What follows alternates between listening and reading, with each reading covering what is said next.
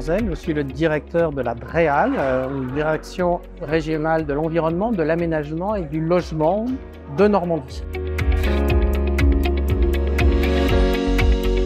Et notre rôle il est double, d'abord concernant le champ éolien lui-même, là où on va produire l'électricité. Il s'agit pour nous, en amont des appels d'offres, de contribuer à réaliser toute une série d'études pour obtenir des données d'environnement, des données sur les fonds marins, des données sur le vent, des données sur les autres usages, la pêche, le trafic, les câbles sous-marins. Tout ça fournit ensuite aux différents groupements autorisés à concourir et à partir de ces données, ces groupements nous proposeront un prix au kilowattheure produit sur ce champ éolien.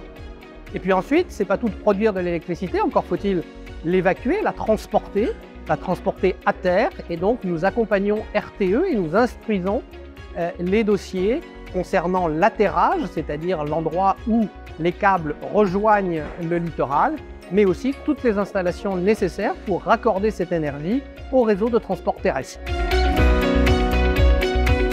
Le vrai enjeu, c'est d'obtenir, à échéance de 2050, un mix énergétique supportable qui nous permette de répondre à l'ensemble de nos besoins et qui soit, pour la très grande majorité, décarboné. Nous avons pour la façade Mancheste-Mer du Nord un objectif très ambitieux.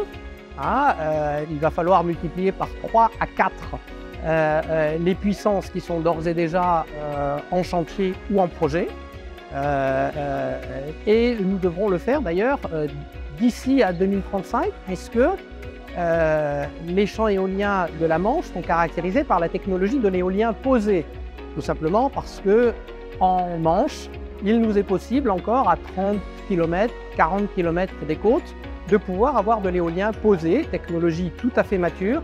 Et c'est cette technologie qui sera utilisée pour les futurs champs éoliens, en tout cas dans la tranche jusqu'à 2035. Notre rôle dans ce débat, c'est d'expliquer l'intérêt des champs éoliens offshore, c'est d'expliquer tout ce que l'on fait justement en études préalables pour concilier les différents usages, de manière justement à pouvoir arriver au terme du débat à la sélection de zones qui soient compatibles avec l'ensemble de ces usages et compatibles avec la protection des zones sensibles, et en Manche il y en a.